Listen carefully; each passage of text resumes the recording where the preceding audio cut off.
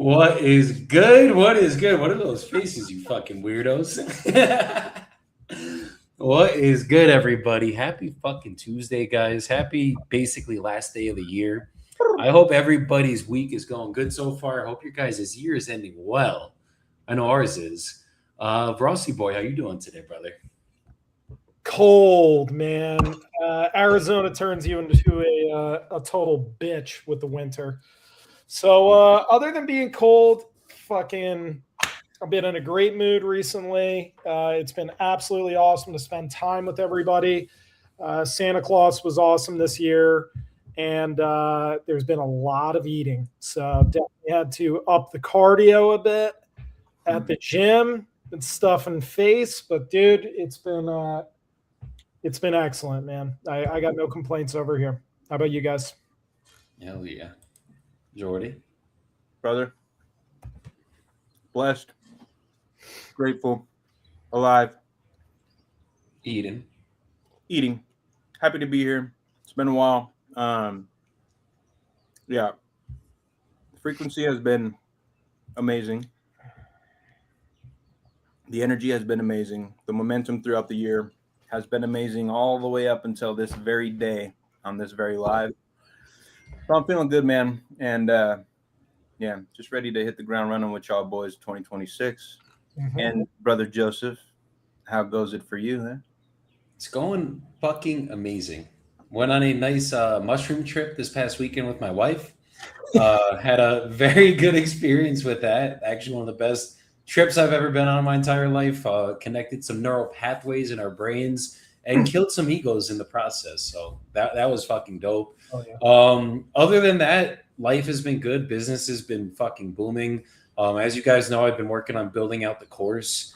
Like, probably had it ready about 8 times already. Now this is time number 9.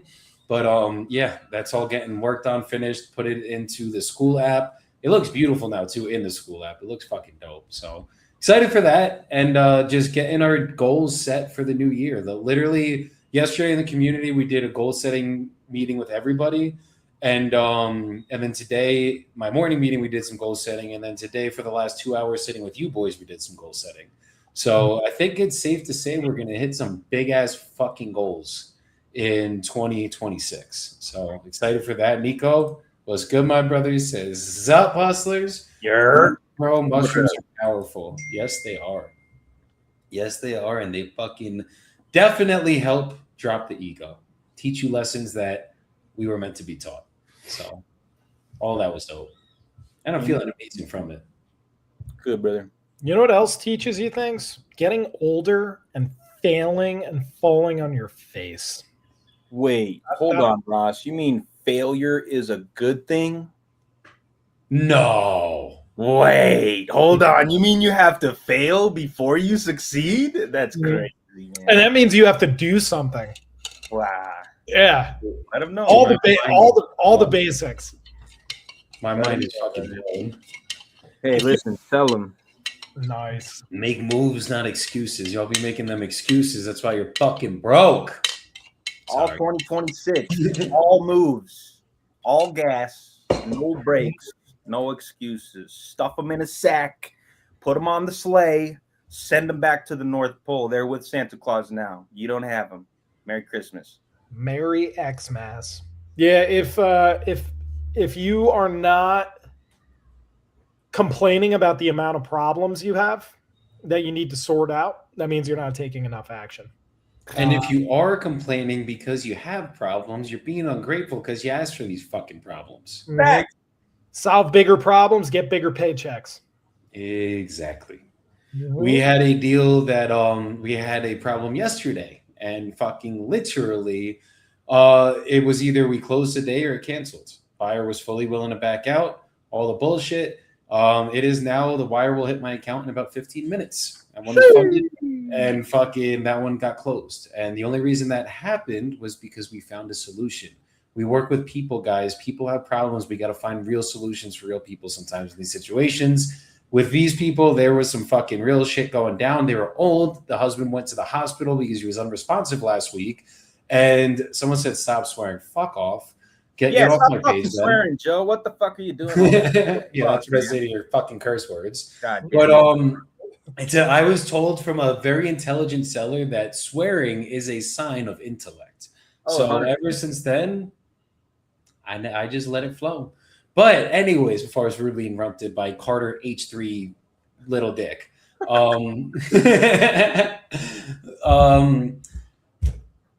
The seller went to the hospital because they were unresponsive, and the buyer was like, well, if they're not out by tomorrow, then we are not closing, and we had to deal with that. And the reality of this stuff is we're dealing with real people's lives here, and it's not just what the buyer wants, it's not just what the seller wants. It's how can we find a solution that makes sense for everyone involved so that the deal can get done.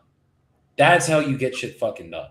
So unfortunately, that's what it has to be. But just find fucking solutions, guys, and stop being soft. And don't be weird like Carter H3 head, whatever the fuck it is. I thought like 80 or 90% of people on social media watch without volume. So I don't know. Should be good. It shouldn't offend too many people. But no, another thing is within all that finding like common ground, there's a lot of negotiation and a lot of like motivational speaking that needs to happen to these people during these really messed up situations. These people are at an all-time low. Path of least resistance is just to throw in the towel. So not only do we need to convince them that we have the solution, we need to convince them that their life will be better as a result of us solving this major problem in their life. That can take some serious freaking convincing sometimes. It can. It's true. It 100% can. And sometimes it seems like there is no other option. Or sometimes on the other end, people want to work in the black and white when you have to go into the gray. Like, it's like the black and white is like, this is a house. When it's sold, they have to be out of the house, and this is the way it's supposed to go. And it's like, okay, I completely get it. Like, that's how it should go. However, there's extenuating circumstances sometimes that it's like, y'all want to close this year because you're trying to write off your fucking taxes, right? So if you want to get what you want, Carter got banned for his comments. I don't even know how that's a thing. Bye-bye. But anyways, someone else said, shut up, Carter. You can leave now. So he did. He got banned. So I don't know how to ban people, but there you go. I may or may not know how to ban people, so I don't know. Well, yeah. Okay, well maybe Jordan did. Apparently he's still here. So did you ban him, Jordan? I muted him. Oh, okay. That's what it was. That's what it was. But like this realtor that was working for the buyer, she wanted things done a specific way. She wanted to be in the black and white. And it's like, look, you guys want to close. You guys want to do that. Like, you know what I mean? You guys want to fucking close tomorrow or today. But you also want them out. You can't have your cake and eat it too sometimes. Sometimes you're going to have to give up a little bit to figure this shit out. It's just, you're going to have to give a little bit to get to the solution. That's how it works sometimes. So it's about compromise, and it's talking to these people about compromise. Joey, like a lot of these people, they don't understand how a real estate transaction works or how many things can go wrong.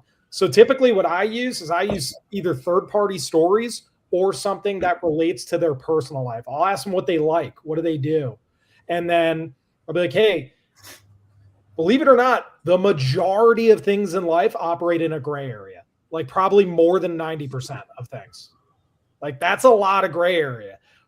Black and white is really like very optimistic thinking, and that's a load of shit.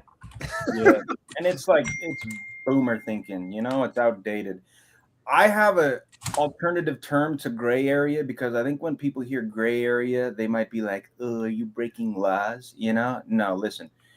Creative zone, the creative area, right? I was talking to my team about this the other day. I was like, bro, we could do it. As long as it's within the lines of ethics, of course, and the law, we could do it. Get creative. I told my disc, I was like, bro, get creative with that shit, man. And try alternative solutions that you never thought of before, that you never did before. You're gonna get the job. You know what I mean? So yeah, I love it. The gray areas is where the magic happens. It's where all the creativity happens, baby. Yeah, it's almost like if you take a look at every deal you've ever closed, Sure, so stop advertising, dude. I'm 8 years old. Hey, you know what? Welcome. Maybe you should have YouTube bans. I don't know why you're on YouTube. Actually, That's what I'm saying. Hey, my 9-year-old is not on YouTube. I'll tell you that much for sure. But you know, to each their own. And God, you're on a page that there's going to be cursing. Yeah, that is all I will say. Anybody you know that owns a business, things get difficult and cursing happens. Yes. So they're going to learn eventually. It's my favorite line. But yeah, if you look at all the deals you've closed, how many of them have gone like according to plan? Like what's the over under? Not zero, because the one that funded today actually did go according to plan. Like it literally got closed in a very easy amount of time. It funded exactly when it was supposed to fund, and that was that, right?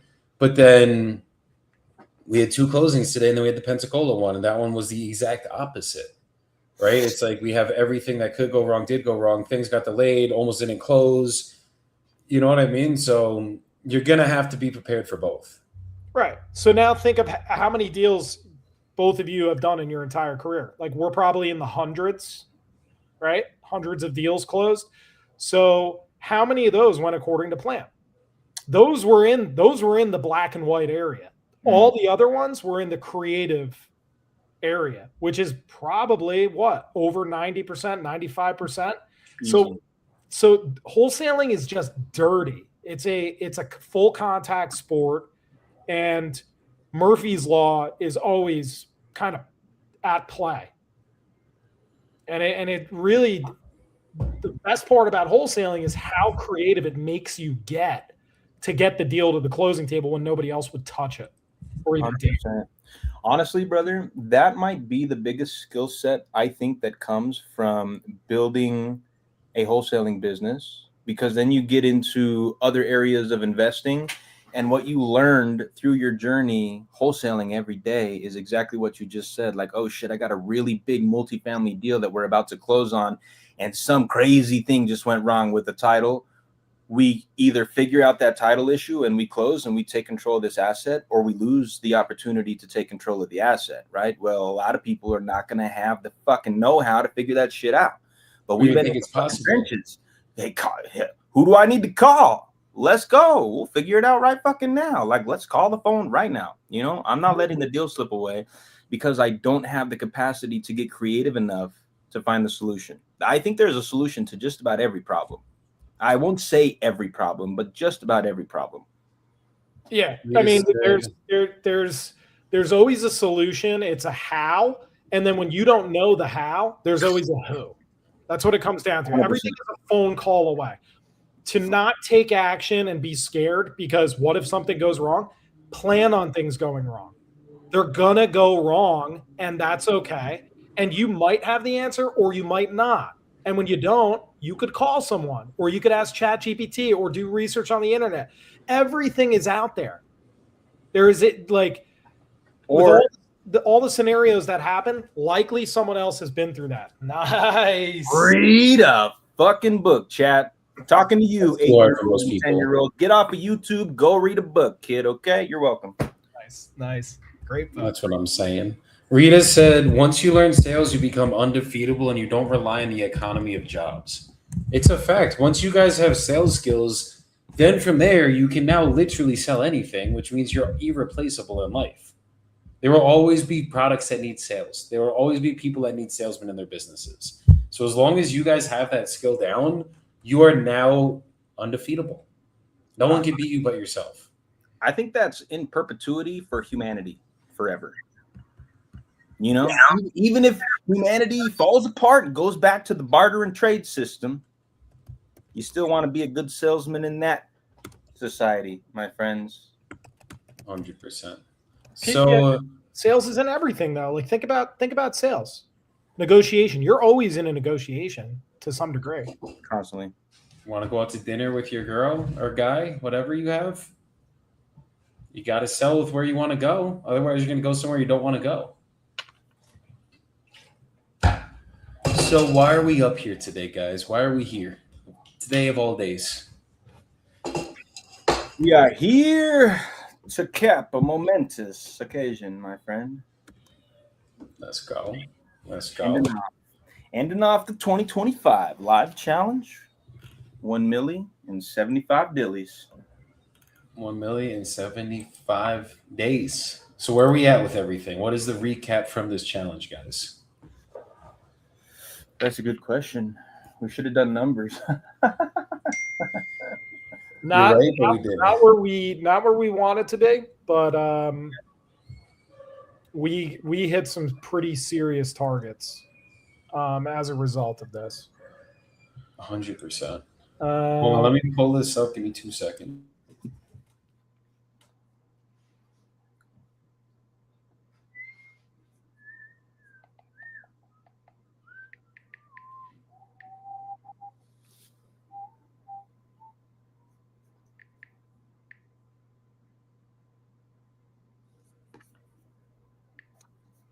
Hold on, I have a voice memo from TC. Give me 2 seconds. Shout out, Priska. Yo.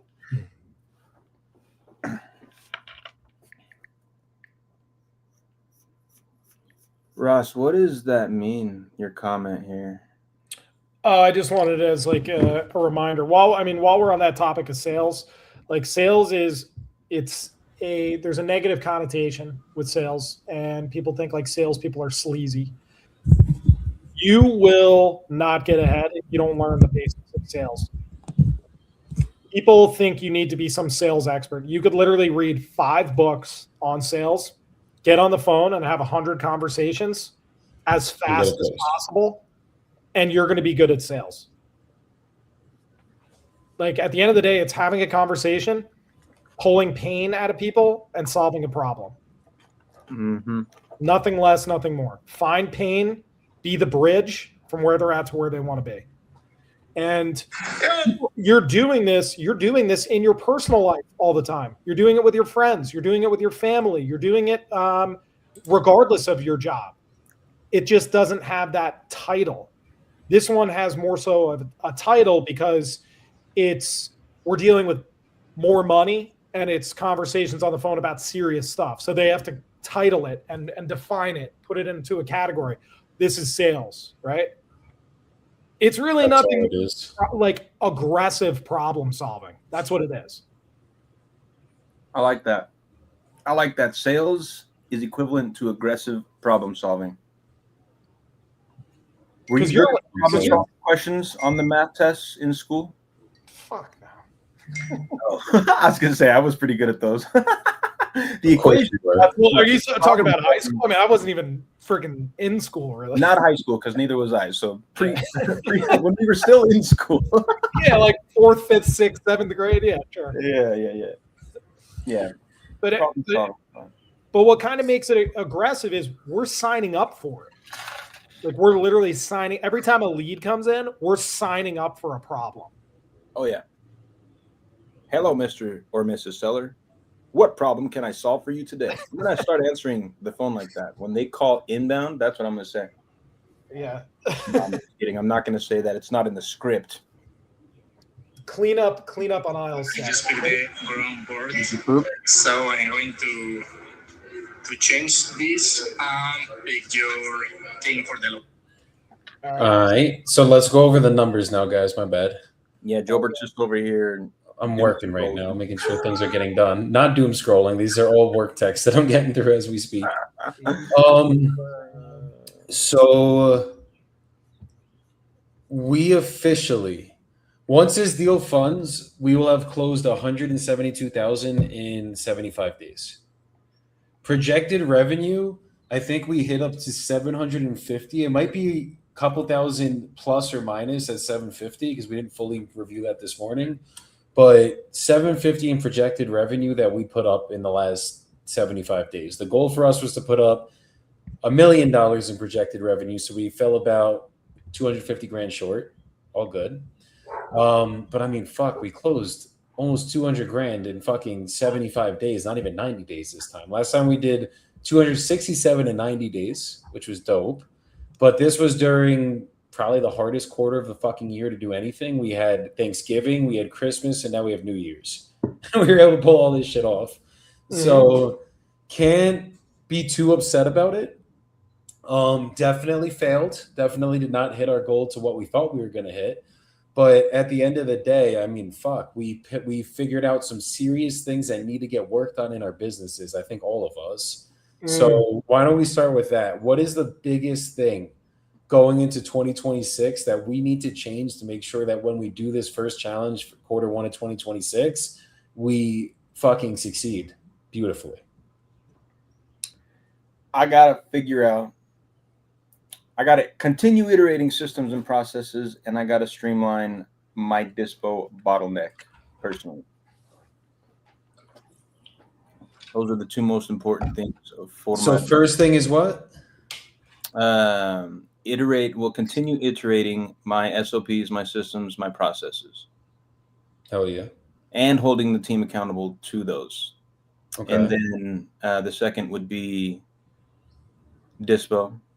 Continued training, getting the team to memorize the script, and then once that bottleneck is smoothed out, there will be a lot more consistency going in and out every month from our business for sure. So that's what we're focused on. Has there been an expectation set with the team to memorize the script? For sure. Absolutely. Has there been a deadline set for when they need to memorize by? Negative. That's what I would add then. Add a deadline in for when you think they need to memorize by. I would say by next Monday. Yeah. And yeah, that should be done. I mean, you saw the community. I told the community, guys, we got to fucking memorize the script. You guys are not allowed to call until you get it memorized. A week later, everyone had it fucking memorized to a T. And locked up contracts. Vandross got 2. His first week back on the phones. Let's go. Jordan, how many dispo guys do you have? Is it 1? Or 2 right now. Going in, like starting January 1, it'll be 2 in the dispo seat. Okay. Why don't we? Obviously, we have 3 different business owners right here, and we don't do enough collaboration. There can always be more. Let us help solve some of the issues. I think bringing your dispo guys, obviously, into Joey's training, that's going to help out a lot. Let me sit in on a couple of these calls. I'm actually pretty good at getting people to memorize scripts, even though I'm not really pro sticking to a script. I'm pro sticking to a framework, right? So at least the framework is dialed in, right? But like, my brother, I would set like a deadline. Give them a little bit more time, maybe the next Monday, but like give them like realistically by January 15th, like this shit is dialed in, you know? Yeah. But put them through aggressive training and make training rather than the actual doing 80% training during those 2 weeks, 20% on the phones. Then flip it. Then it's going to be 80% on the phone, 20% training, and then keep it going from there forward. And if you need any help with like running call recordings through or like anything on that aspect on dispo training, just ask me or have him go through Joey's training. But you're going to notice certain things. Joey's going to notice certain things, and I'm going to notice certain things. And when you have 3 brains on one call recording or working on one person, they're going to grow exponentially as compared to maybe like just a little bit at a time. Absolutely. Listen, collaboration over competition 10 times out of 10. I'd collab 100%. Let's do it. Fuck it. Yeah. First 2 weeks in January, I would just set up at least like 4 hardcore dispo trainings, like 2 1-hour trainings each one of those days, maybe like a Tuesday, Thursday. So they have 4 hours of dispo training minimum each week, and then do that for 2 weeks straight. That's 8 full hours of dispo training. That if you're just focused on their weaknesses, and then having them literally say everything that's holding them back and then attacking that and working on it one-on-one or group setting or both, dude, within 2 weeks, they're going to be in a much different place. I think group setting with Dispo is the best, and acquisitions I've learned, because if everyone's listening to the coaching at the same time and they're all actually paying attention, then one person might be dealing with the same issue and it's coming out through the other person. So I think group setting works better than anything, honestly, because then you kind of it's killing two birds with one stone, and then you're also not sitting there freaking managing or having to do like 3 hours a day of training if you have three different people. Right. Yeah, I like that too. And I've noticed, being a fly on the wall in some of Joey's trainings, he's absolutely right with typically the person that brings up the question is like the person that's putting ego aside, and there is no fear of embarrassment. There's only eagerness to improve. The other person, They might maybe be listening in, they just don't have the balls to ask the question. But was it bugging them? Was it at the forefront of their mind? Probably. So those group settings I think are awesome, because you'll hear people, like we've noticed, Joey, like people be like, oh, I was actually having the same problem, or I was thinking the same thing, right? How many times does that come up? It's very common. Every time a question is asked in a group setting, that happens. Even if it's subconsciously and it's not spoken out loud, it happens in every single classroom setting, everywhere, ever. Because, dude, and listen, like personal experience, I was that kid. I don't give a fuck, dude. If I need to understand, I'm raising my goddamn hand. Well, how the fuck am I going to learn if I don't fucking ask the question? But then you ask the question and everybody else is like, oh, yeah. Oh, yeah, it's a good question. It's like, bro, just fucking raise your hand. What are you? But sometimes, do you want to know what it is too? It's not even ego. It's fear. Sometimes, no, it's not even fear. Sometimes they just didn't even think about it. Like when I'm like, guys, where do you feel like you need the most help on? Your mind goes fucking blank sometimes. That's true. Like, because that's a big question I ask. You guys are always in my trainings. You guys know what this shit sounds like. I'm like, what do you guys think we need to work on the most right now? Where do you feel like you're struggling the most? And then you have them self-reflect. And sometimes it's not easy. Sometimes I'm like, I don't fucking know what I need help with. You know what I mean? But it's like, okay, but then if other people are bringing that value to the table, or they're bringing their questions, now it's like the juices start flowing. Now we're real. Oh, wait, no, now I got a question. And then it opens everybody up. So I definitely agree. Group setting is the way it needs to be. And yeah, I think we should have we are all business owners, and it's like we should collaborate more. That's what we've already started to do this year, and look at the results. Like, bro, Ross showed my team a fucking strategy that he does on Dispo, and my Dispo manager, fucking Pluto, fucking literally implemented it the next day, and 2 days later we got a $23,000 assignment. Bingo. Fire. Like these small hinges swing big doors. Like we have all the information. We just don't know where to utilize it and when. It's not organized. It's like this whole fucking mental mess. Mm-hmm. So as Joey was saying about some people just don't even know, what I've been doing is reading books on how to coach, the art of asking the questions in the best way possible. Mm. So one, to like eliminate some of the overwhelm I've noticed recently is if you have your team reflecting, let's say it's Dispo, just tell them, what is one thing that popped up today that either frustrated you or confused you? Mm. And then when they answer that, be like, and maybe this isn't the first time. So now all they have to focus on is one fucking thing. We all have one thing that pisses us off every day. But if it's a recurring theme, now we know it's an us problem, right? So we need to identify it. We need to work it out. There's either a knowledge gap, there's an importance gap, how important it is to get done, or there's an action gap. KIA, knowledge, importance, action. Which one is it? If it's a knowledge gap, we failed as leaders. If it's an importance gap, we failed as leaders. If it's an action gap, that's on them. And we still failed as leaders if the action gap kept happening and we didn't fire them. Or we didn't notice because we're too busy in other things. That's exactly. 99% of the time, it's a leadership problem. 100%.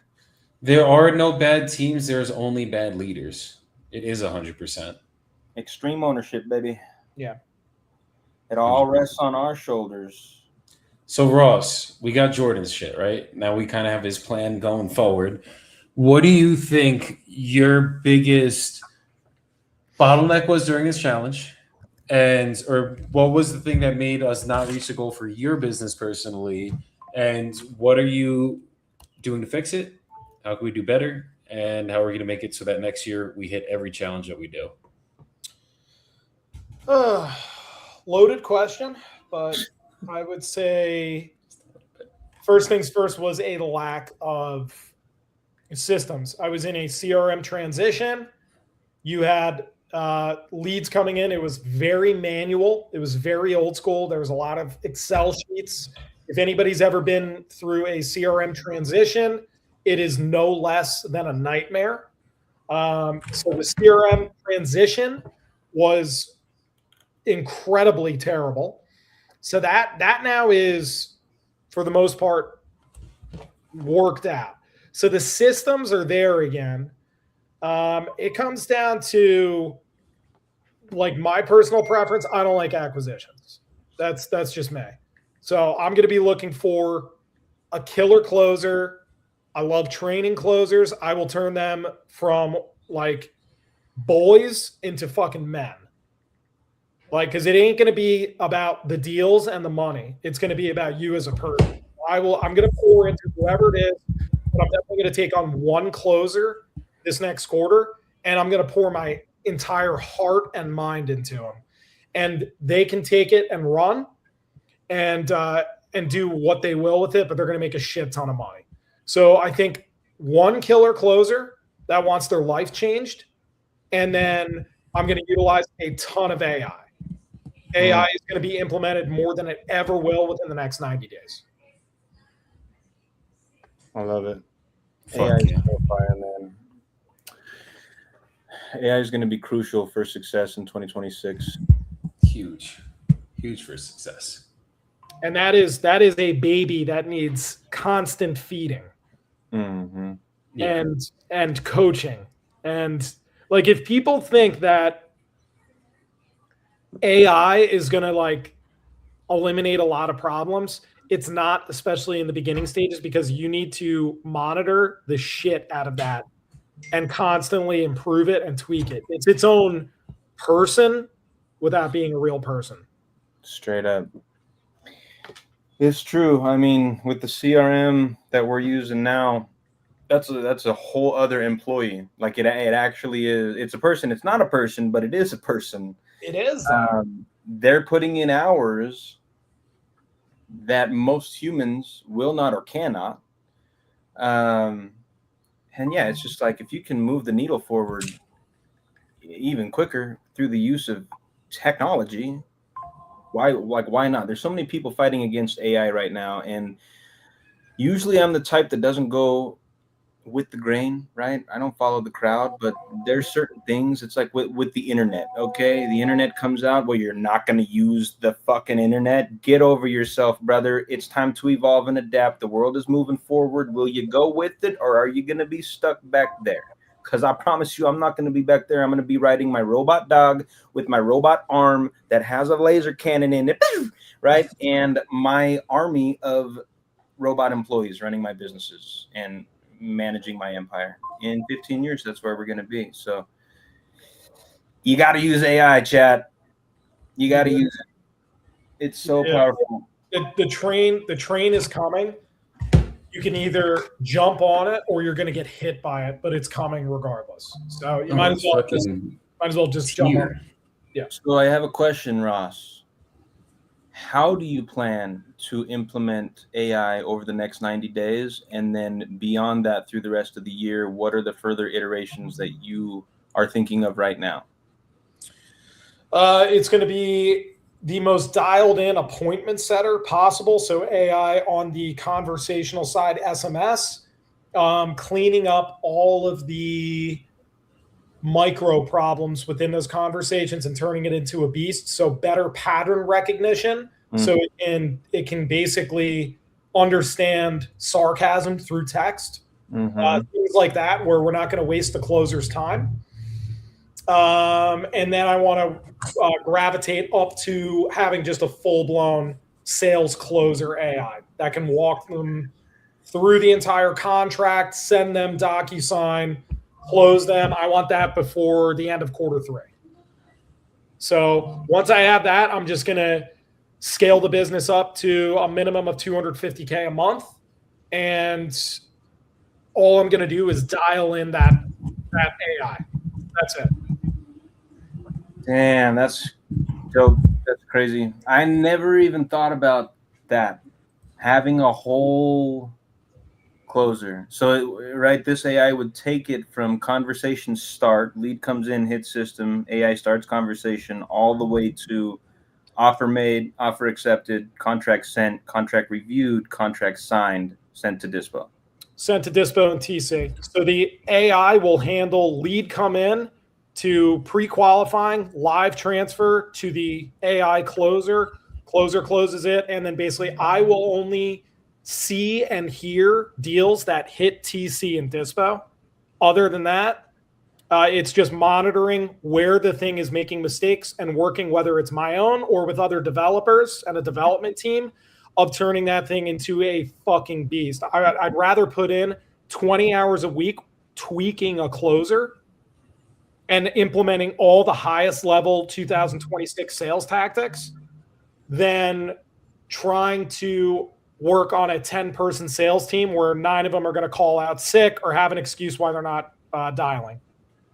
So, like, I'm just going to go all in on the AI because there's only few people that I'm going to let into the circle that I'm going to pour into now, because our time is too valuable and we need to make the most. We need to leverage it appropriately. And you either want to go all in with one of us and we'll make you wealthy, or it's going to be a closer and we're going to make ourselves wealthy. So you can either jump on that train or figure it out yourself. So exactly. That's fire, dude. That's dope. An exciting time. What an exciting time to be alive. It's a dope time to be alive. All right, so because no one wants to ask me, I'll ask I myself. was just about to ask you, Joker, what you need to work on and change in 2026 to hit your goals financially, because you got some big ones. Yes. So biggest lesson learned through this challenge specifically, I'd say, was never stop hiring no matter what. That was learned earlier this year as well, but this challenge also played true to that. I need acquisitions people right now.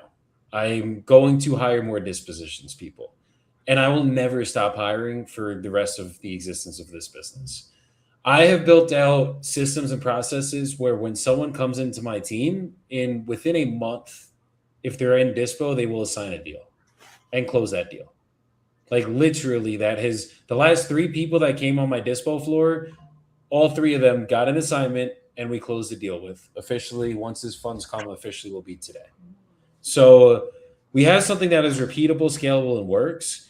The issue I've been running into is just finding the right people. Right now, the people that are on my team are 100% the right people. And the deal did just fund right now, by the way. Nice. So, you know what I mean? The people that are... Wait, hold on. True line. Okay, cool. They got it right. These are... So, Joey, real quick in the chat, if you check these 3, these are the problems that'll typically come up. Which one? Systems and capital. Yep. Yeah. So we don't have a systems problem right now. We had a systems management problem. That problem has now been solved. I didn't have a sales process problem, but I did have a sales problem.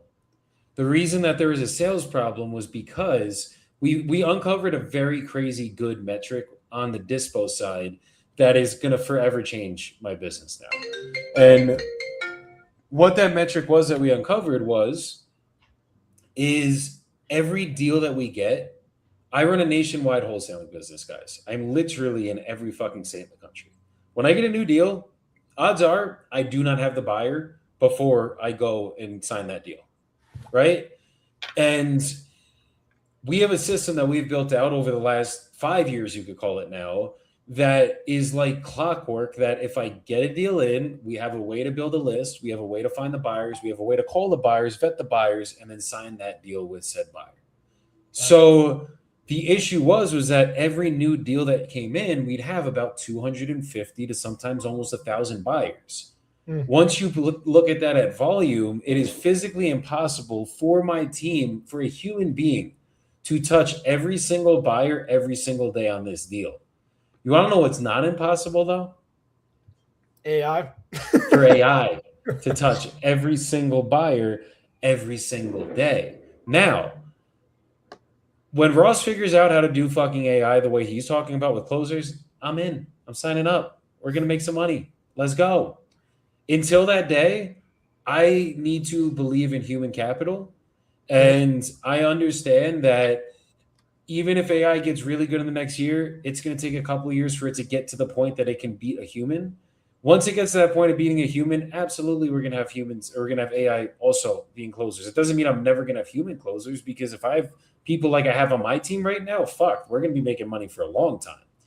But at the end of the day, the biggest thing that I needed to fix was I needed to add in the AI bot to be able to cold call and text sellers or buyers.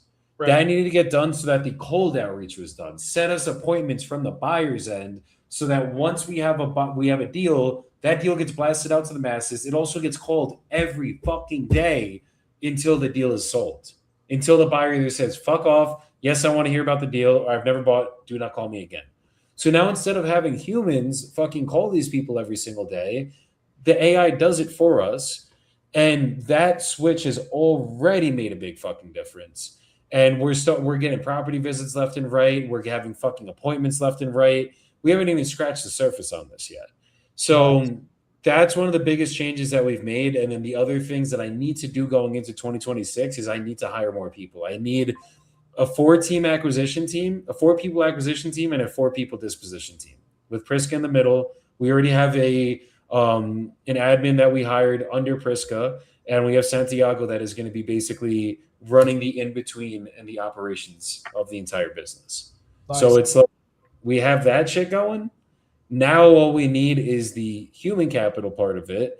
I can still, the dope part is we don't have an acquisitions problem. So it's not like acquisitions is the most pressing thing. That's almost more of the selfish part, because that makes me more profitable. Instead of JVing, which we're still going to do a lot of JVs next year, we can keep a lot more money in-house by having closers. And I have so many fucking leads. Like any closer that comes onto my team, they're going to be absolutely fucking killing it next year. So they'll be spoon fed. Like that's what it comes down to. Closers are not hunters.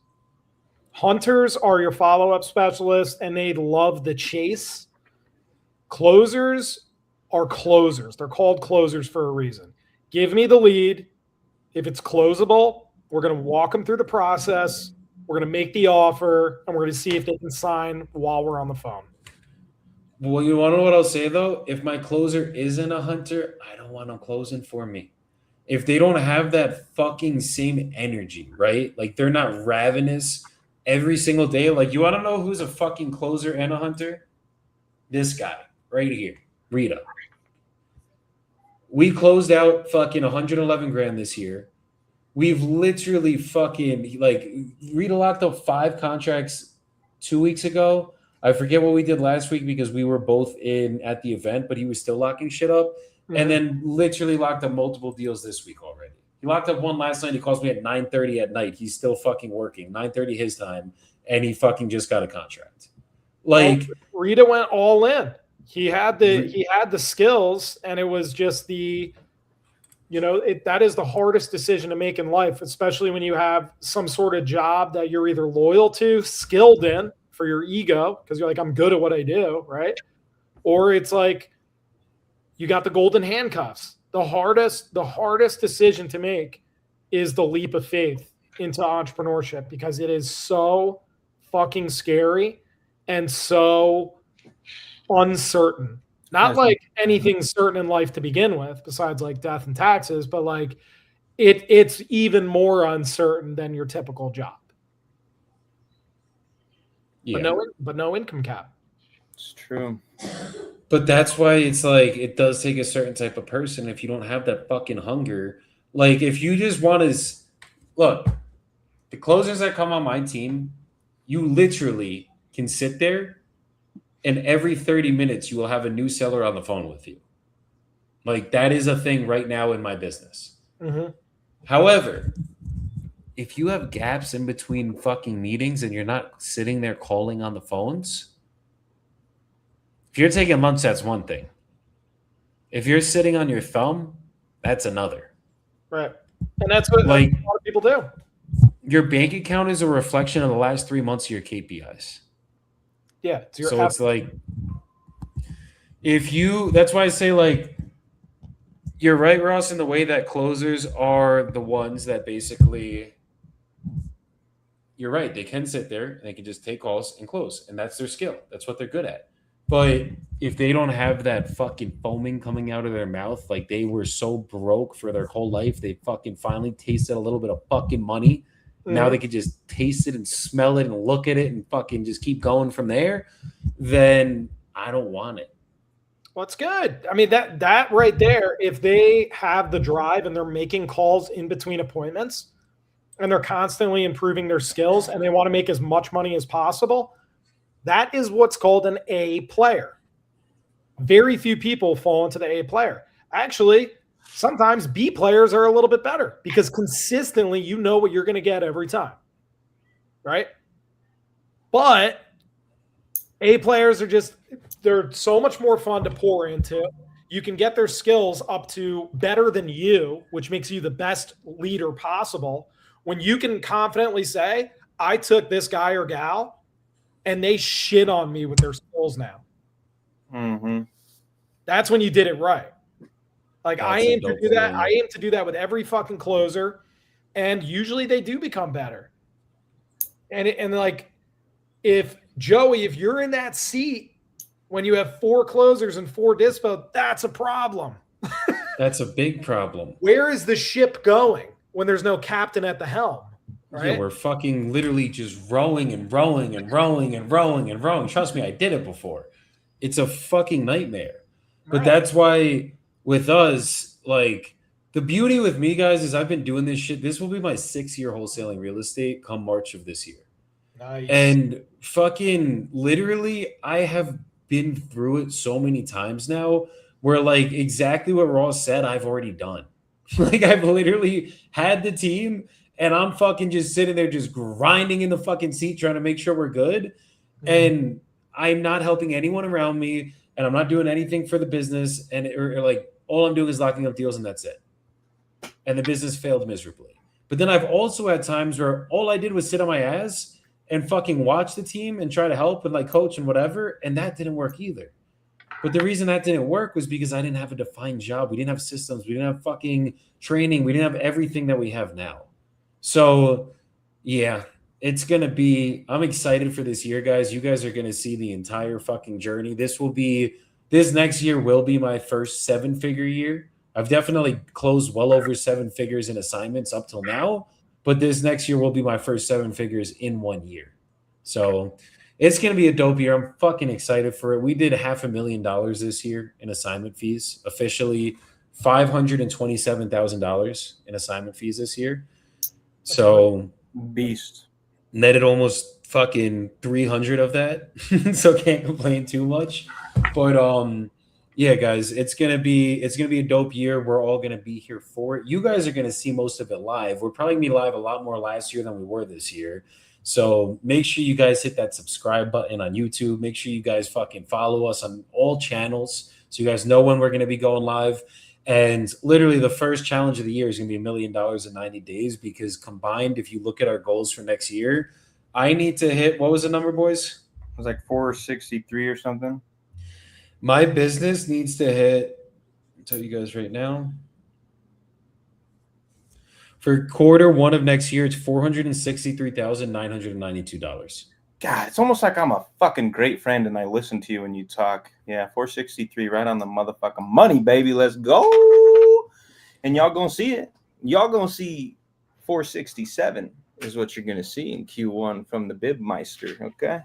That's what I'm saying. And the only thing that will stop me is You. myself. As long as I don't fuck this shit up that I have in my hands, we're gonna be more than good. Wait, you More have than shit in your fucking good. hands? Why is there shit? Why is there shit in your hands? Now we're clean. We're good, boys. There's just a lot of fucking calluses from the gym. Go to the gym, guys. Stop being soft. Yeah, from the gym. Yeah. Uh-huh. Hey, this hand too, buddy. We're good. Palmala. Chronic fill in the blank. Y'all wish I'm not Jordan here. And Jordan and I are going to be on a similar journey. We're going to be hitting 7 figures in 2026 as a baseline. Likely it's going to be more towards that 1.5, but it'll be a 7-figure year minimum. We are not stopping. We're going to freaking Terminator this shit. And it's going to be a combination of us, the right closers, AI, and sheer fucking grit. Let's go. Grit is underrated. Grit is way underrated. Fuck yeah, it is, brother. You got to be down to get dirty. We're getting in the mud for this shit, brother. We become what we think about. So if all we're thinking about is 7 figures this year, and we take the necessary actions, we kind of started reverse engineering things before of what we need to do, how many offers we need to get out. We can hunker down and do that for a year. Jordan, what was the biggest thing that stopped you from hitting your goals this year? What would you say is the biggest thing? That's a good question. I'll tell you guys mine. Stay tuned. Yeah, I feel like there was a myriad of things, and I have to determine which was the biggest thing. I feel like, Well, okay, let me ask you this. Who was the biggest reason that you didn't hit your goals this year? right, that my answer was going to be I am the biggest thing that prevented my business from hitting my goals. So other than you or inside of you, what was the biggest thing that stopped you from hitting your goals this year? I didn't keep all the promises to myself that I said I was going to, and we're changing that in the new year. Any promise that Jordan makes to Jordan is getting done. Because Ross actually brought something up while we were talking earlier. He's like, if you're thinking about breaking a promise to yourself, okay, I said I was going to work out this morning. Now it's the morning. Am I going to go lift those weights? Well, would you bail on your homie if you made an arrangement to meet him at the gym at this time? No, the fuck you wouldn't. I wouldn't. Maybe Jobert because he stinks a little bit, but no, I'm just playing. If I had an appointment to meet Joey or Ross at the gym at 8 o'clock a.m., I'm going to be at the going to the fucking gym. 7:55, right? So that's it. I'm going to keep the promises to myself. And when I do that, that means I'm going to be doing all the things that I know I should be doing. Therefore, I'm going to be the person that I know I should be. Therefore, all of the success that I chase will be mine. Yeah. Fuck yeah. Yeah, I mean, if you just, I think the hardest challenge for entrepreneurs is focus. Honestly, there's too much shit going on and it becomes overwhelming way too quick. And I'm noticing from people that are at a really high level, they keep that shit stupid simple, like McDonald's, and they really focus on no more than like 3 things a day. Every single day, it's just less than a handful of things, but they are insane about those 3 things. Like hell will freeze over before they don't get that shit done. Like they're called non-negotiables for a reason. You hyper focus on these things and you will not stop until they're done. And if you slacked or you missed a day, guess what? You're doubling down. The next day is going to be a 16-hour day. You fucked up. You allowed something, instead of saying no to something, which is likely not as important unless there's like a family emergency. Besides that, there's really no other excuse to have. So it's saying no to more things frequently. And these high-level people that I study, they say no. Their default is no. And then they don't take on more than a few things. And that's all they focus on. It's so simple, so stupidly simple. I love it. Ross, what would you say your biggest thing what is your biggest thing that stopped you from hitting your goals this year? Spread way too thin. Nationwide was not a good decision with a very small team. So hyper focusing on market, which is what the shift I did basically a month ago, and then working on just scaling out marketing. It's a slippery slope. If you spend, if you, as far as like leads coming in, if you have too many leads and not enough people, that's a problem. If you have not enough leads and too many people, that's a problem. It's kind of finding that happy medium of where marketing meets the team, meets what you can handle before completely burning out and just being exhausted, 100%. What would you say personally, not business, stopped you from hitting your goal this year? We're getting vulnerable today, guys. Peeling back the onion. Not surrounding myself with people that are pushing me even harder than I'm pushing myself. So I push myself pretty fucking hard, but the answer is, the question is, can I push myself harder every day? The answer is yes. I can always push myself a little bit harder. And I'm a little bit of a people pleaser sometimes. I fall into that trap, but you can use it to your advantage where maybe I do have other influences in my life that are higher level people and they're pushing the shit out of me. Sometimes I'll do it just to impress them and it might not even be myself, but in the end, it all works out. It's find your fuel. So I need to find my fuel because your mindset can dramatically change, not only day to day, moment to moment. So it's keeping yourself in a really good mental place and then also surrounding yourself by people that are going to push you way outside your fucking comfort zone. Avoiding comfortability at all costs. That's what I got comfortable too many times in the year. Even with all the shit hitting the fan, I got way too comfortable. And I was the biggest bottleneck. Hell yeah. I love it. It's fire. Anna, nice to see you. Nice to see you. What do you have, Joey? What do you have, Joey? Because real quick, Joey, what was your biggest month this year? 90K. 90K. 90K. All right, so you're that damn close to a 6-figure a month operation. Yes. What one tweak? We did 60, 60, 90, and then like 20. Okay. So what one tweak can you focus on that's going to get that 60 or that 90 up to 100 plus? That the writing's on the wall. What do you think that is? Moving quicker on contracts. Moving to cancel quicker, like not milking it too long. And then people. It's always going to come back to people. I'd say that's the biggest just tweak. Having a bigger team in general just to hit those metrics. Bro, we have too many fucking deals in a good way. And like literally every single month, it's only going to get bigger. I had 2 acquisition guys. We're going to go from 20 deals under contract to fucking 40 real quick. I had 4. We'll be at 50, 60 a month. So it's like the bottleneck isn't whether we have deals or not. The bottleneck is literally getting our deals in front of enough people quick enough, and then also getting the feedback quick enough from the buyers so that we know whether to cancel, price reduce, or assign, and then move forward. Got it. Yeah.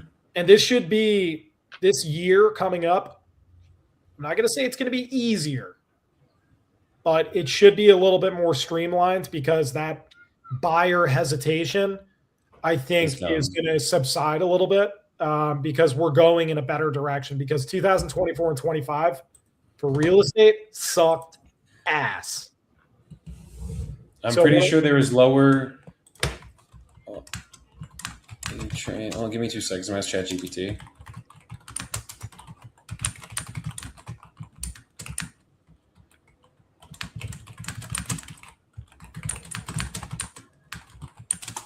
Okay, I'll give you guys the real facts now. So everyone always goes off speculation.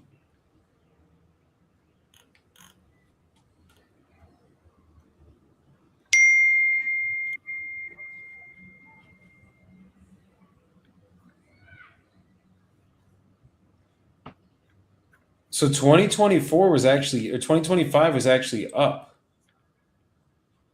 For what? for real estate transactions. Bro, you got to get specific on it. Should I go wholesale? Wholesale to cash buyer, meaning fix and flipper landlords. Investor to investor transactions. Okay.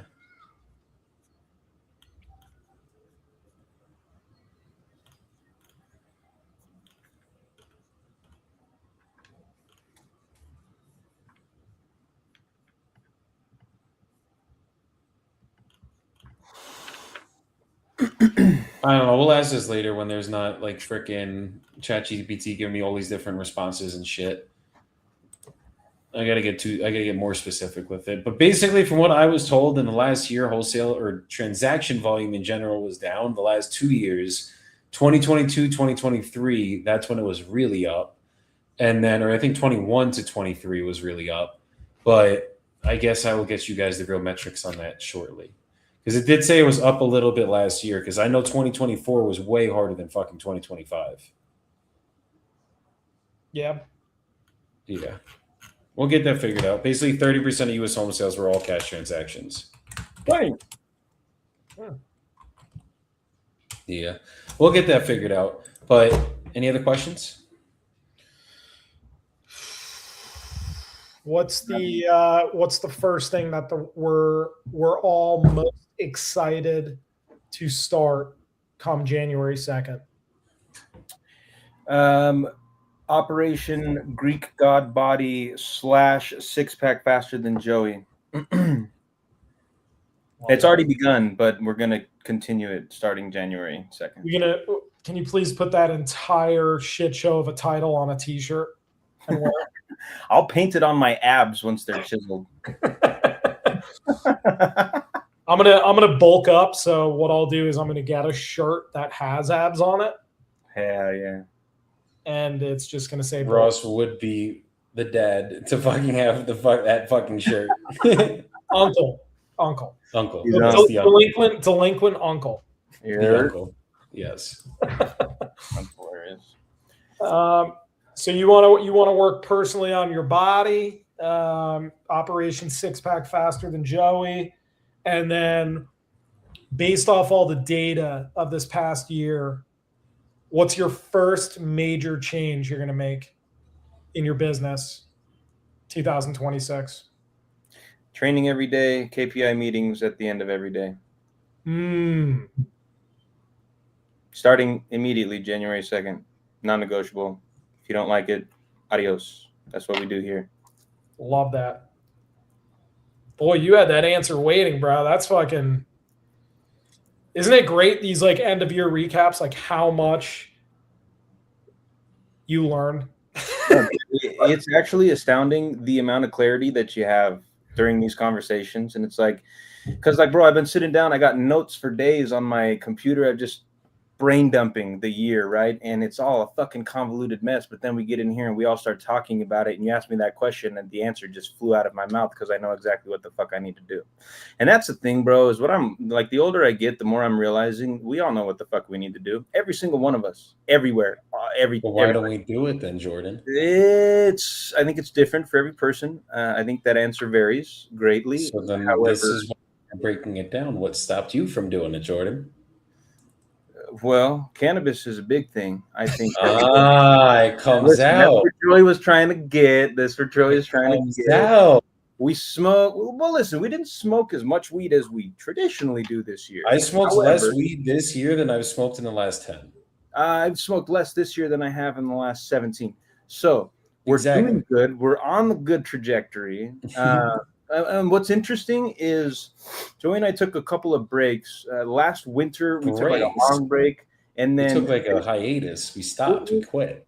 Yeah. A couple different times this year, and then once for like a long time last year. And what I learned through that experience, and it's going to be a crazy statement, but I turned 17. I smoke weed. I never stopped. Like I've been smoking every day since then, pretty much. And I've just been existing with fucking brain fog and lacking clarity. But listen, it's like it makes me operate at 85%. maybe 87%, but I would like to be at 103%. So, yeah, reluctantly, Mary Jane and I we're breaking up. It's time to call it quits. That's good. I know a lot of people in my friend circle that have heavily pumped the brakes on it or just eliminated.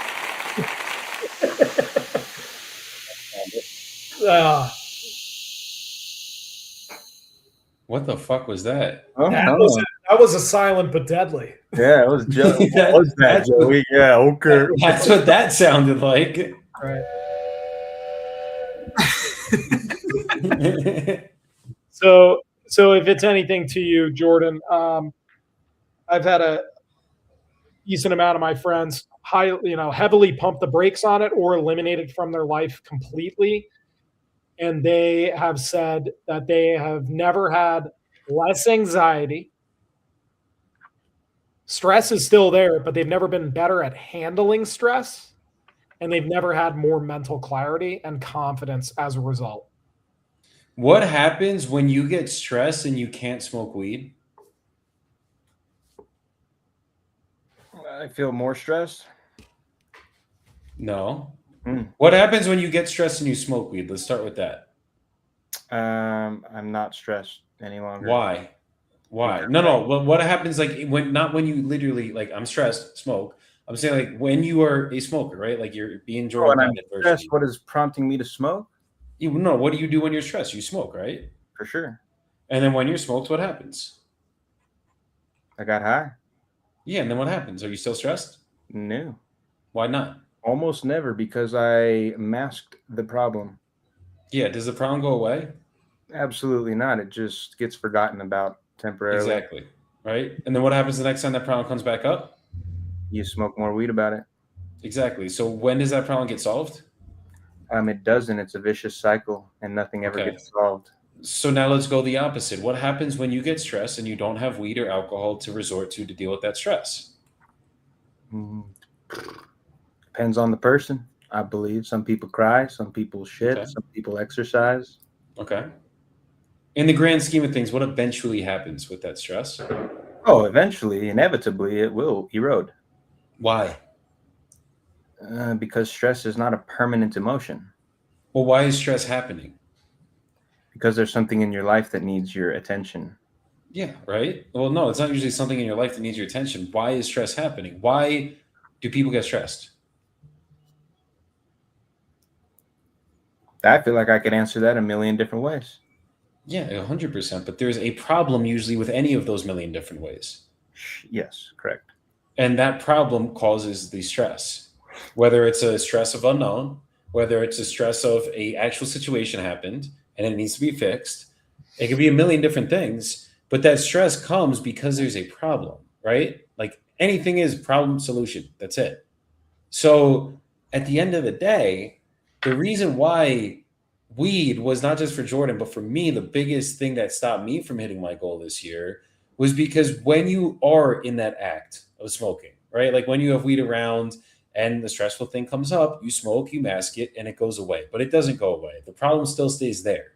That's why every time the problem comes back, you still get stress from it. So instead of dealing with the stress, which is dealing with the problem head on and fucking fixing it, you smoke, you drink, or you do whatever the fuck, jerk off, whatever the fuck you guys got to do, and then mask the problem, and the problem never goes away.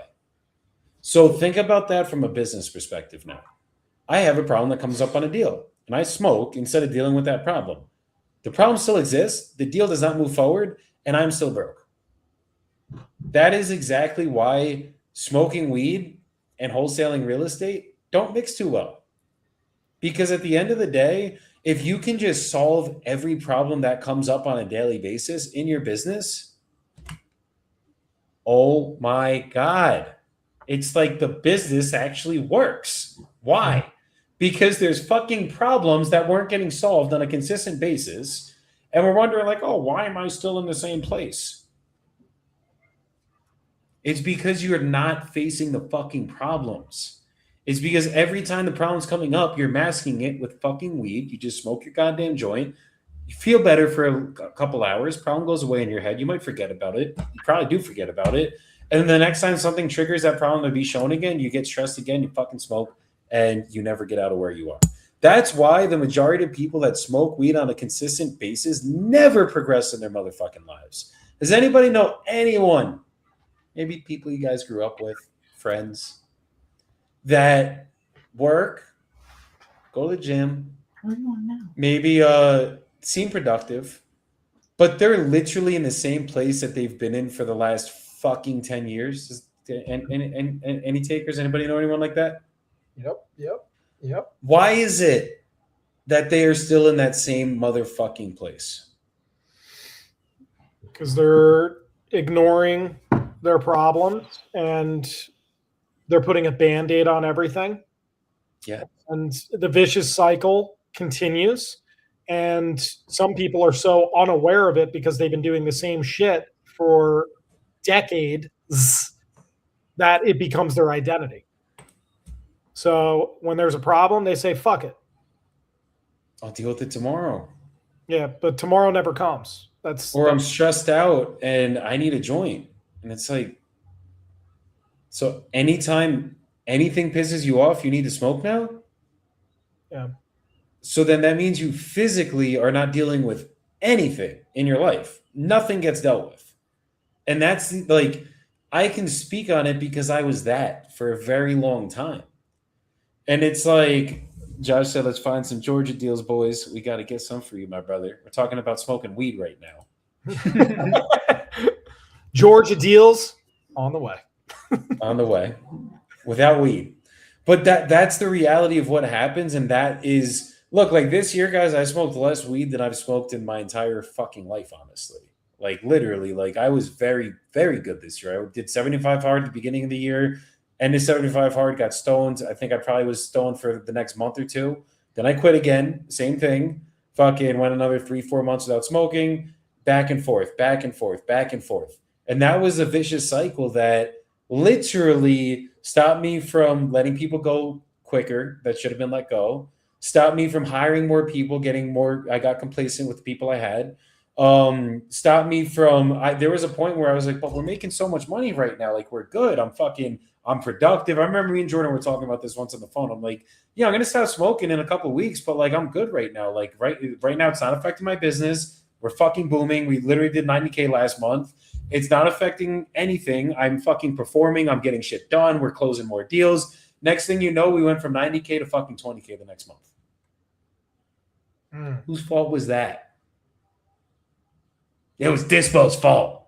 No, it was fucking my fault. That was why. It was because I did not act quick enough on things that needed to get acted quick enough on.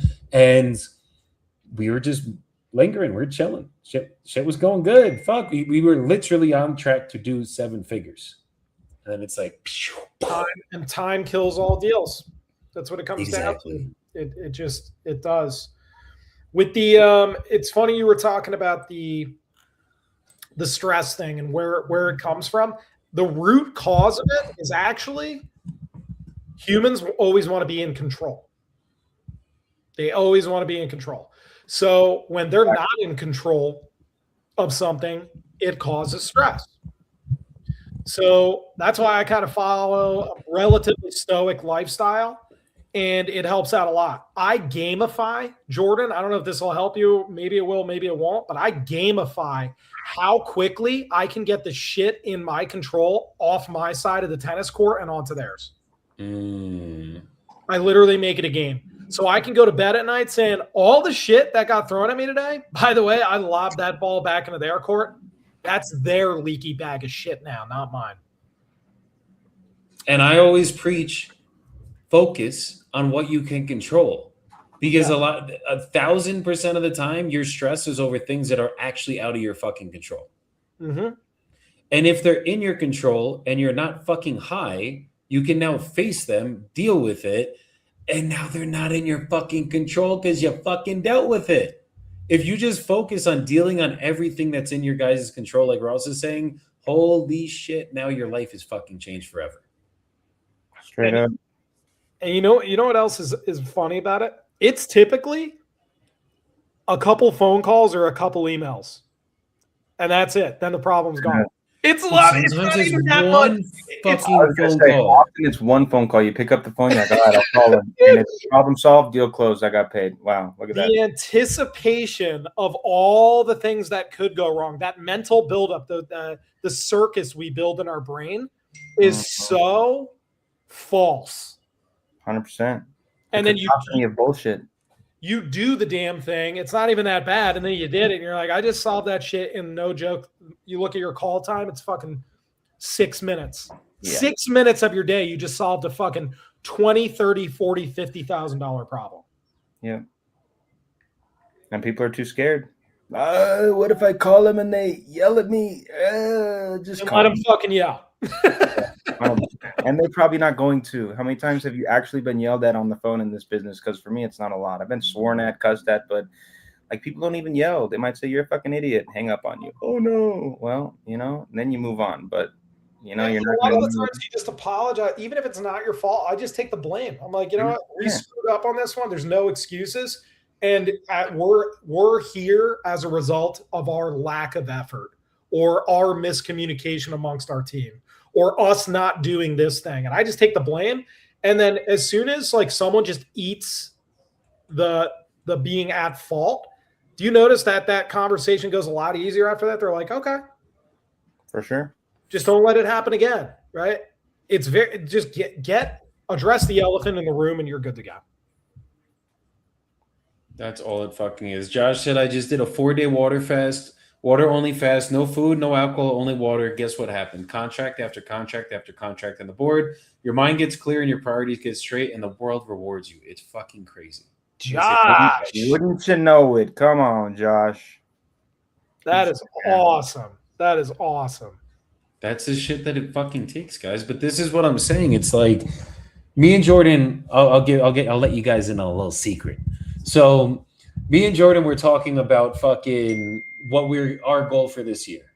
And what I've been saying is 365 days, 0 weed for me. That's what I need to do to get to the end of the year and hit my fucking goal. I know for a fact there's no exceptions to that rule. If I give myself an exception, it will be this year all over again.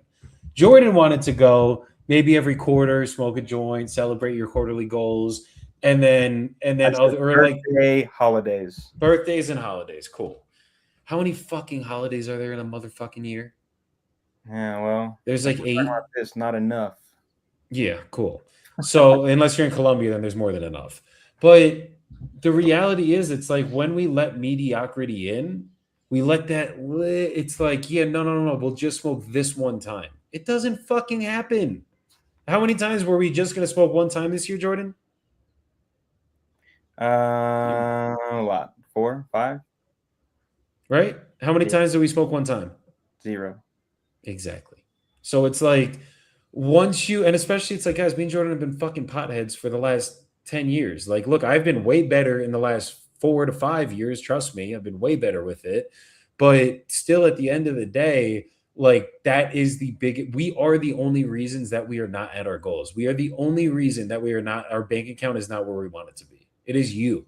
So like, you can either suck it up and do the self-audit and realize like, okay, this is what I need to do to fix. I mean, I haven't drank alcohol since fucking Aruba. I think October.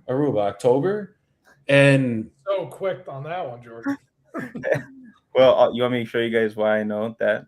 Let's see it, Jordan. Why do you know? One fucking picture. The pool one? Yeah, the pool picture. Nice. Let's see. But it's like the clarity that I've had from not smoking weed and drinking alcohol. Yeah. That is, of course, the background. I don't know. Personally, I would hang out with that guy. That guy looks fun. I do love that guy. He's a great guy. That guy right there is very fun, but he's fucking broke. The one that you're going to see next year in the same pool with no alcohol. Yo, can you buy me a beer? I'm broke. Yeah, I'll buy you guys the beer because you guys can't fucking make it, but I'll make it.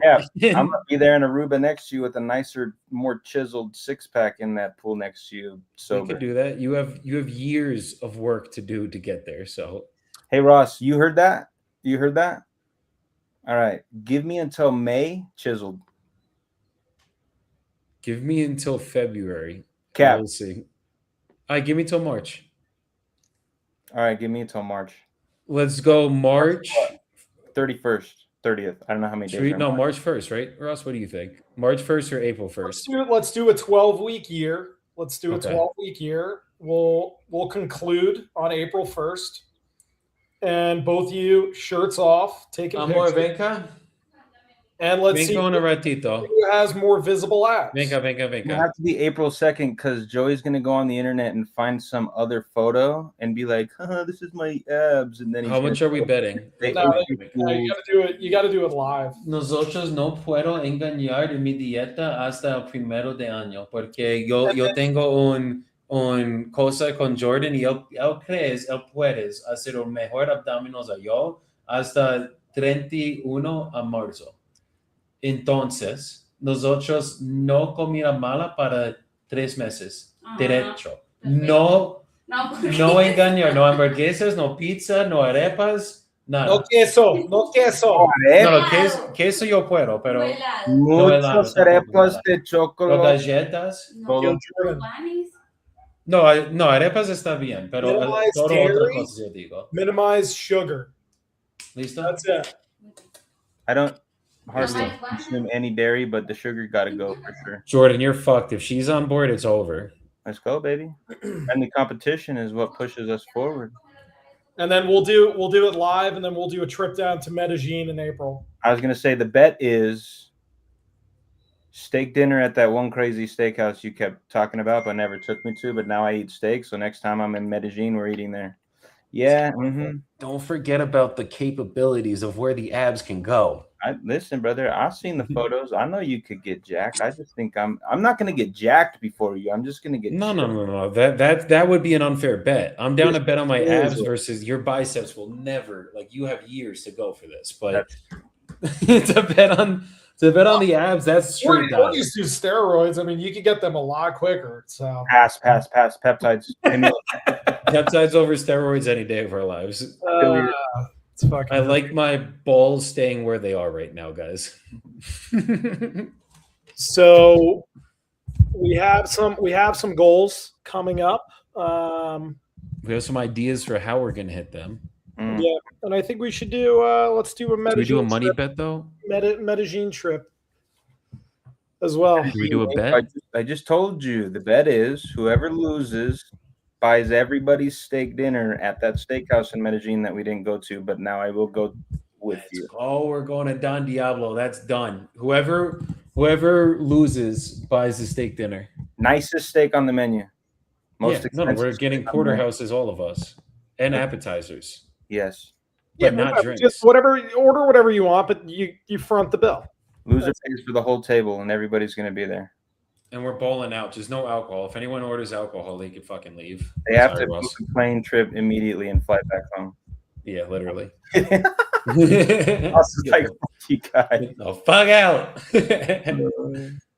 But no, I think this is what we're gonna fucking do, and Jordan's gonna get his ass beat, guys. We'll see. I don't think he even realizes how bad he's gonna get beat. We'll see, brother. Ross, are you in on this too, or no? You're going through your bulk, so there's no Rossi in this challenge. Yeah, I mean abs, I can get them relatively easy. There's no Ross like the store. No. I mean, like I can get them relatively easy, but if I want to put on muscle, you don't have abs. I don't do steroids, never will.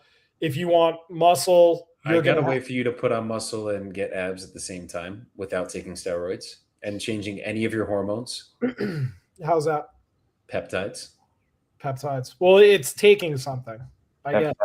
Yeah. No, and I used to have the same sentiment acids, proteins until I understood peptides. Now that I understand them and like I'm actually fully educated on them, fuck. Every dumb not to take them. Yeah. Like my mom's on them. Mine too. We're not trying to get her jacked right now, but all I know is that her fucking blood pressure is down, her cholesterol's down, like everything that was flared up a couple months ago is already down. Literally just from her being on peptides. It's fucking crazy. I'm not against them. It comes down to research.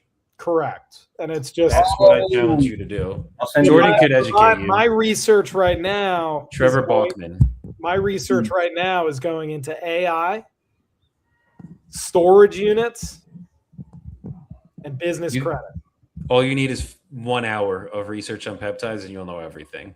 Okay. That's Pretty- wholly crazily untrue. But Yeah. 1 hour, 1 hour, you could learn enough that would convince you because the science is that simple. Alex Yes. Alex Hormozy said this, and this one resonated the other day on one of his YouTubes, and he said, if you go basically all in for 20 hours on one topic or niche, you're going to be pretty darn confident in it. 20 hours is all it takes to get a general understanding where you're going to be way more knowledgeable than most people. That's just 20 hours of your time on whatever it is you're looking to do or knowledge you're trying to acquire.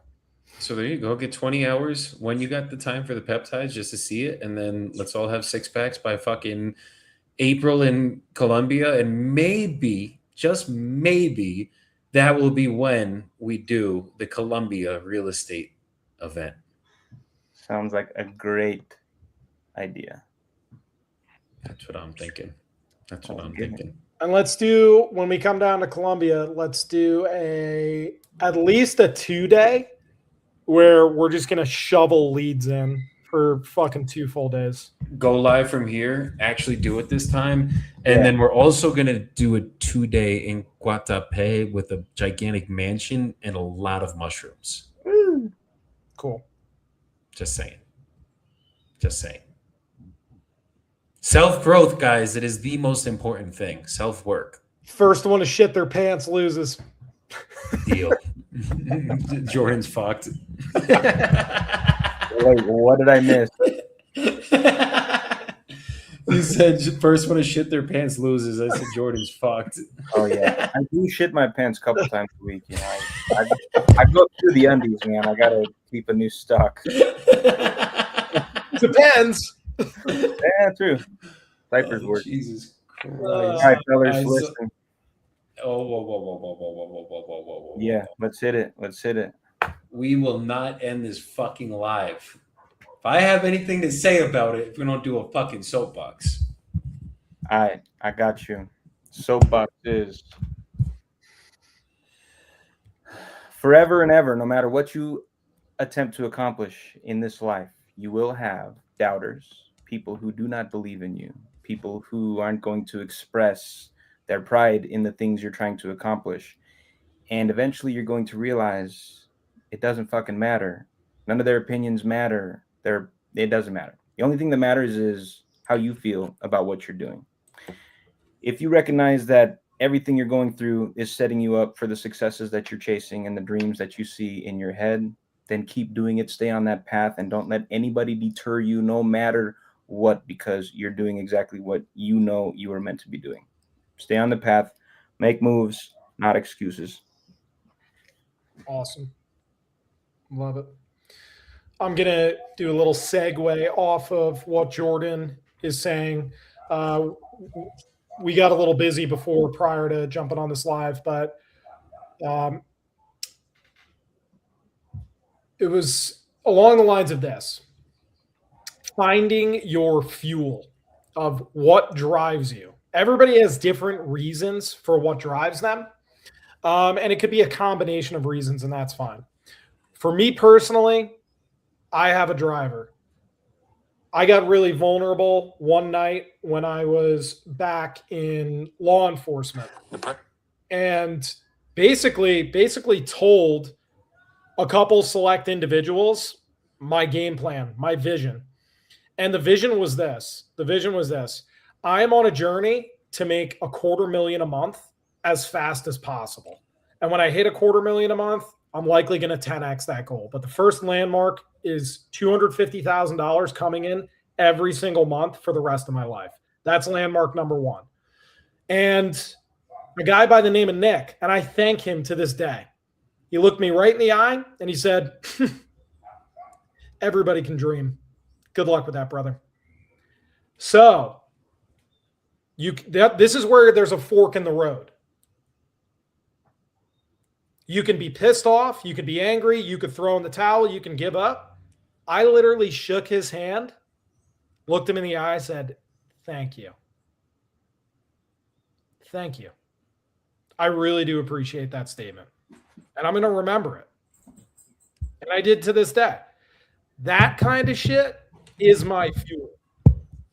What he didn't know is everything that you put your mind to and obsess about, you can accomplish. But if you're not obsessed, it will never happen. There is liking, there is dreaming, and then there's obsession. Obsession is the key. So get obsessed. Find your fuel and get obsessed. 100%. I'm gonna say a quick thing to what Ross said, and then I'm gonna get into what I actually wanted to talk to you guys about today. But I was on our mushroom trip the other day with my wife, and literally, like, we talked about that right there. Like, the brain is so fucking powerful, and you can literally do anything you put your mind to, but fly. Like, you cannot fly, guys. Okay, I'm sorry. And I had to say that because we're on fucking mushrooms, and last thing I want is my wife jumping off the fucking balcony. We're like, I can fly. So that did not happen. But 16 the brain is so fucking powerful that like when she first took the mushrooms, she was fucking shaking and sweating, and she's like, I don't know, this isn't good. I'm like, it's been 10 minutes. You don't feel anything of the mushrooms yet. This is all in your fucking head. And once we get to the point where we understand how powerful the brain is, and like literally we can do anything we want to do. I want to learn Spanish. It's been fucking 4 years. I'm almost fluent.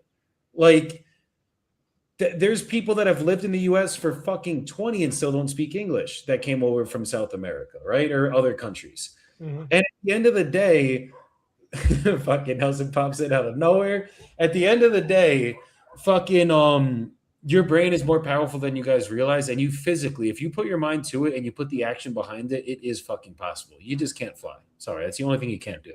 So what I wanted to get into is this. Stop being a fucking bitch. Like, you guys are so soft, it's not even funny.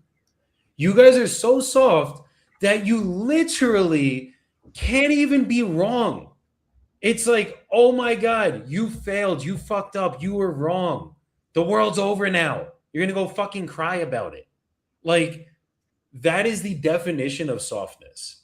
Do you want to know what's not easy? What's not easy is looking internally, looking into myself and figuring out, what do I need to work on? Where did Joey fuck up? That's the hard part. But it's actually not that fucking hard. Do you want to know what's harder than looking into yourself and figuring out where you can better yourself and where you can grow? The harder thing is being fucking broke the rest of your life. The harder thing is having a fucking goal and never achieving it. The harder thing is having your family, your wife, your kids, your fucking husband, whatever situation you are, not respecting you because you are being fucking soft. That's so much harder than fucking literally not being a bitch, not being soft, and just doing the hard fucking work. Guys, I grew up really fucking hard. A lot of fucking trauma growing up. I used to get the shit beat out of me every single day. Alcoholic stepdad, the whole fucking nine. And it's very easy for me to sit here and just be like, oh, I'm just going to be a piece of shit because I was raised by a piece of shit and blah, blah, blah, blah, blah, all the bullshit, right? Mm-hmm. But at the end of the day, I have done so much self-work. I've been on multiple trips where I go internally and I heal that fucking trauma. I had to deal with this shit that I fucking had to live with. And it's like, it's not easy, but what's harder is me not fixing myself and then having my wife not be able to respect me. Having my fucking team looking at me like I'm not the one that's going to go to war for them every single day. So I had to choose a long fucking time ago, instead of being a bitch and being soft, to get hard and fucking figure this shit out and just go internal. Deal with it head on. Deal with the hard things every fucking day. And then the perspective shift of that is I could either sit here and be like, oh, poor me, I fucking was abused as a kid, blah, blah, blah, blah, blah. That's why I'm so depressed. And blah.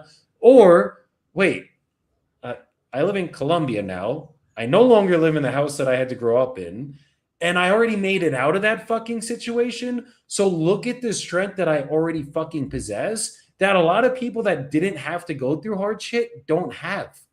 Mm-hmm. Hard times are what create the strength The strength is what creates the warrior, and the warrior is the one that goes out and fucking brings in the bread.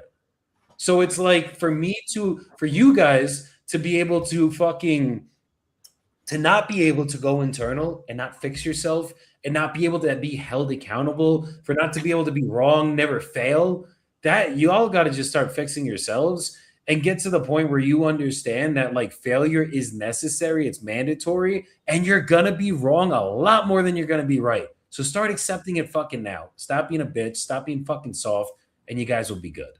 So wanted to leave y'all off with that. I hope everybody has a good New Year's Eve, a good New Year. I wish you guys a lot of good wealth, a lot of good blessings for everybody.